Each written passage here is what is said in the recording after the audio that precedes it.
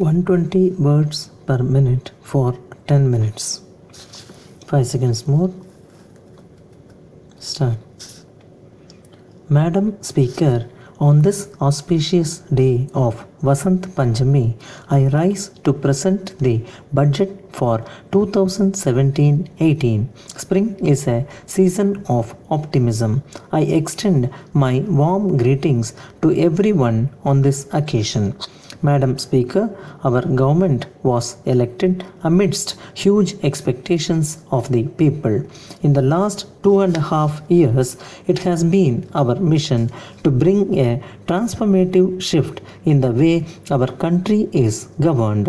Inflation, which was in double digits, has been controlled. Sluggish growth has been replaced by high growth, and a massive war against black money has been launched. We shall continue to undertake many more measures to ensure that the fruits of growth reach the farmers, the workers, the poor, the scheduled castes and scheduled tribes, women, and other vulnerable sections of our society.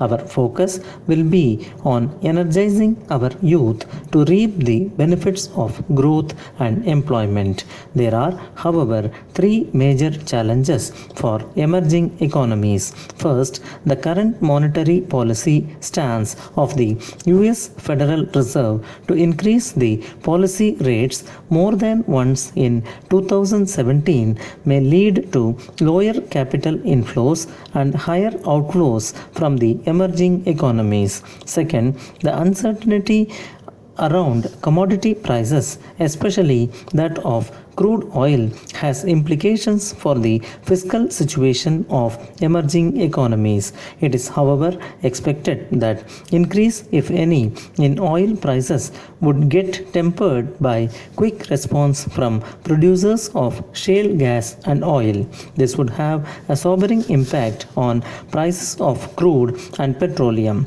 Third, in several parts of the world, there are signs of increasing retreat from globalization of goods, services, and people as pressures for protectionism are building up. These developments have the potential to affect exports from a number of emerging markets, including India.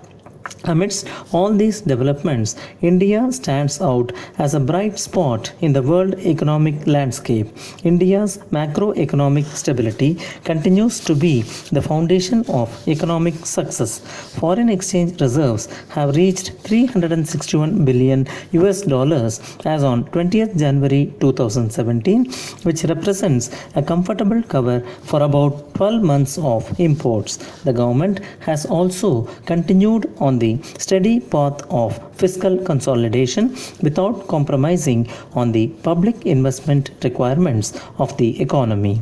There were two tectonic policy initiatives, namely passage of the Constitution Amendment Bill for GST and the progress for its implementation and demonetization of high denomination bank notes. Madam Speaker, the budget for 2017-18 contains three major reforms. First, the presentation of the budget has been advanced to 1st February to enable the Parliament to avoid a vote on account and pass a single appropriation bill for 2017-18 before the close of the current financial year.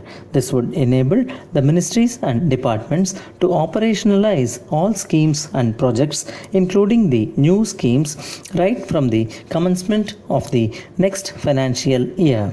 Second, the merger of the railway budget with the general budget is a historic step. We have discontinued the colonial practice prevalent since 1924. This decision brings the railways to the center stage of government's fiscal policy and would facilitate multimodal transport planning, between railways, highways, and inland waterways. The functional autonomy of railways will, however, continue.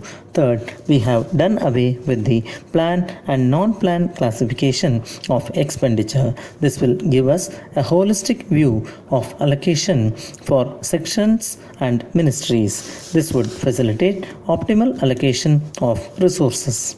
I propose to present my budget proposals under 10 distinct themes to foster this broad agenda, which include farmers for whom we have committed to double the income in 5 years, providing employment and basic infrastructure to rural population, energizing youth through education, skills and jobs, strengthening the systems of social security, health care and affordable housing for poor and the underprivileged, infrastructure for efficiency, productivity and quality of life, growth and stability of financial sector through stronger institutions, digital economy for speed, accountability and transparency, effective governance and efficient service delivery through people's participation, prudent fiscal management to ensure optimal deployment of resources and preserve fiscal stability, and honoring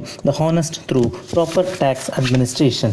Our defense forces keep the country safe from both external and internal threats. A centralized defense travel system has now been developed through which travel tickets can be booked online by our soldiers and officers. In the recent past, there have been instances of big-time offenders, including economic offenders, fleeing the country to escape the reach of law. Government is therefore considering introduction of legislative changes or even a new law to confiscate the assets of such persons located within the country till they submit to the jurisdiction of the appropriate legal forum.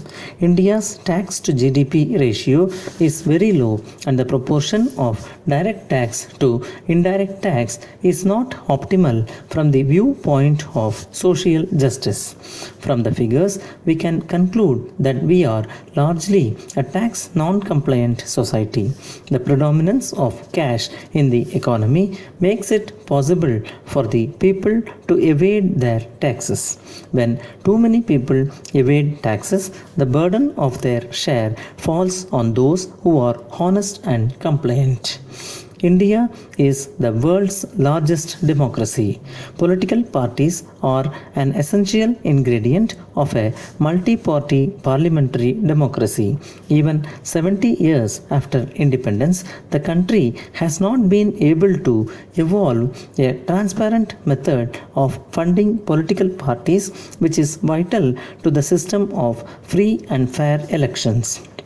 An effort, therefore, requires to be made to cleanse the system of political funding in India.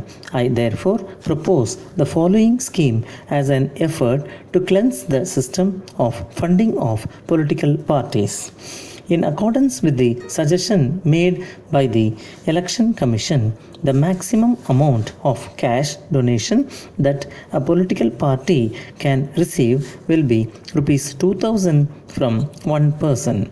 Political parties will be entitled to receive donations by check or digital mode from their donors. An amendment is being proposed to the Reserve Bank of India Act to enable the issuance of electoral bonds, under which a donor could purchase bonds from authorized banks against check and digital payments, which shall be redeemable only in the designated account of a registered political party.